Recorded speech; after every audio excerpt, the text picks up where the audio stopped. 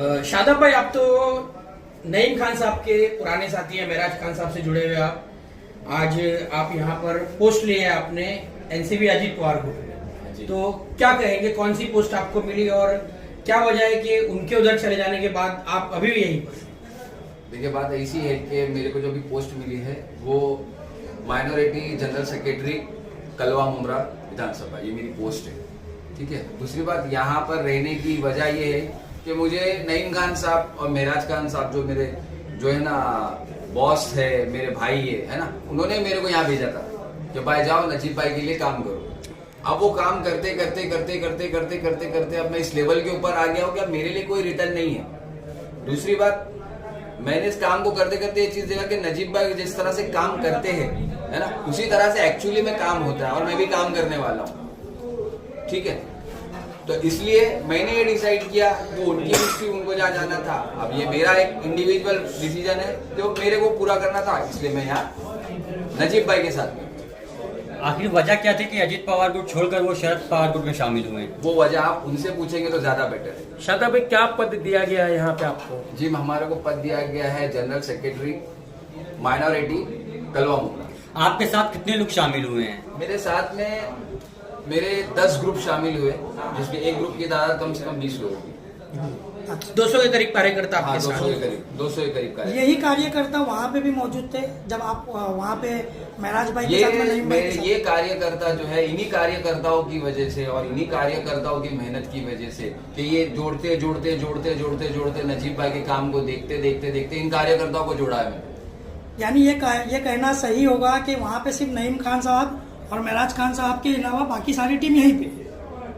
मेरी जो टीम है वो यहीं पर। नहीं, कहा तो जा रहा है कि कुछ 300 से 400 कार्यकर्ता उनके साथ गए, शामिल हुए।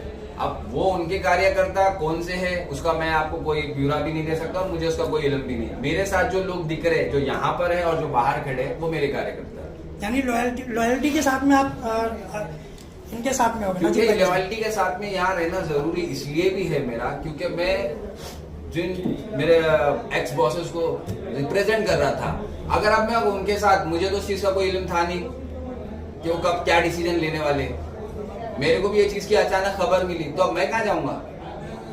मेरे को मेरी लॉयल्टी कहीं ना कहीं तो प्रूफ करना पड़ेगी ना। तो इसीलिए ये चीज है कि मेरा डिसीजन ये है कि भाई मेरे को नजीब भाई के साथ रहना है। नजीब भाई जिस तरह से काम करते हैं मेरे को भी काम करना है, क्योंकि मैंने भी पिछले 10-12 साल में नजीब भाई को काम करते हुए देखा है कि किस तरह से वो काम करते हैं। तब आप नजीब भाई का विकास का तेजी काम करते हुए देखते हुए इसलिए आप इनकी पार्टी में हैं? हाँ, क्योंकि नजीब भाई का काम करने का पैटर्न, नजीब भाई के काम करने का तरीका है ना, वो चीटिंग वाला नहीं है। मुद्दे शहर में अब जैसे दब से गए हैं, जो कल तक कहा करते थे कि टॉरेंट पावर लाने वाले जिम्मेदार, कब्रिस्तान चोर, आज वही उनके साथ जाकर बैठ रहे हैं।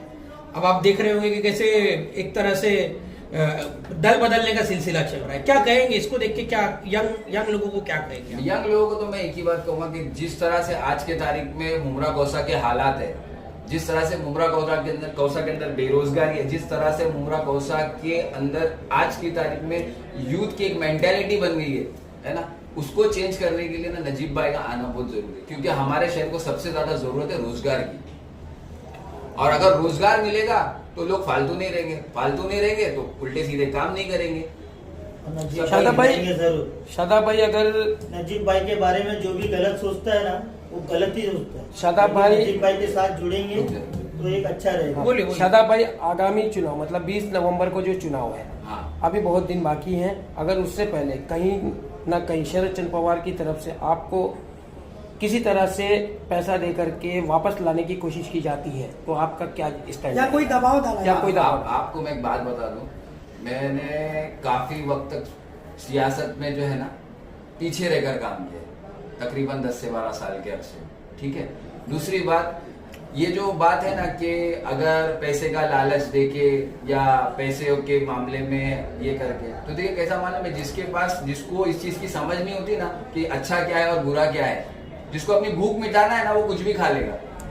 ठीक है। और इतने सालों तक मैंने जो 10-12 साल में जो आपकी एक्स एनसीपी थी, है ना, उन लोगों ने जो व्यवहार किया है ना, या उन लोगों का जो नजरअंदाज है ना, वो मैंने झेला है। आज वक्त पड़ेगा, वो मेरे को किसी भी चीज का लालच देंगे तो मैं नहीं जाऊंगा। दूसरी बात, आज नजीब भाई के साथ काम कर रहा हूँ, मैं तो एक छोटा मोटा कार्य करता हूँ भाई।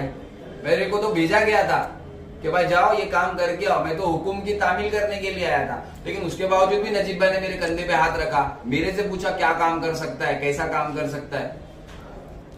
जैसा कि शादाब भाई, जैसा कि नजीब भाई की पार्टी में आप हैं, पूरे मुमरा में कहीं ना कहीं ये शोर किया जा रहा है कि नजीब मुल्ला जो है वो बीजेपी पार्टी से अलायंस में है और बीजेपी पार्टी की तरफ से ही काम कर रहे हैं, तो उसको लेकर के आपका क्या जवाब रहेगा, क्या जवाब देंगे आप? देखिए, सबसे पहली बात तो कैसा मालूम है, ये जो है ना ये मैनिपुलेटिंग टेक्निक है, ठीक है ना। इसके अंदर ऐसा है कि भाई अगर मैं मेरा कुछ नहीं बता सकता हूँ तो मैं सामने वाले को गाली दे दूं या सामने वाले की बुराई करूं। नजीब भाई जो आज बात कर रहे हैं, किसकी बात कर रहे हैं? काम की बात कर रहे हैं ना भाई। ऐसी कोई बात कर रहे हैं क्या जिससे कोई फितना फसाद झगड़ा हो? नहीं ना, इसमें कोई नफरत फैलाने वाली बात तो नहीं करे। और हमारे को क्या देखना है, हमारे को हमारा कैंडिडेट देखना है, बराबर है। अगर हमारा शहर अच्छा होगा, हमारा शहर सेफ होगा, तो कोई भी कहीं से भी आके हमारे पे हमला नहीं कर सकता। हमारे यहाँ शिक्षित लोग होंगे, हमारे एजुकेटेड लोग होंगे, तो क्या इन सारी चीजों पे भरोसा करेंगे क्या? और जितने लोग आज कर रहे, आज जितने लोग भी कर रहे हैं या जितने लोग नजीब भाई को सपोर्ट कर रहे हैं, या धीरे धीरे जो रुझान बदल रहा है, नजीब भाई को तो फोड़म फाड़ी करने की जरूरत नहीं पड़ रही ना। अगर मैं मेरा एग्जाम की साल भर की पढ़ाई अगर अच्छे से करके आता हूँ तो मेरे को चीटिंग करने की जरूरत है क्या? मेरे को किसी को फोड़ने की जरूरत है क्या? नहीं ना, मैं तो मेरा पेपर ही लिखूंगा। तो नजीब भाई अपना ही पेपर लिख रहे हैं। शादाब भाई, आखिरी क्वेश्चन, विधानसभा इलेक्शन करीब है, कलवा मुमरा की जनता से क्या अपील करेंगे?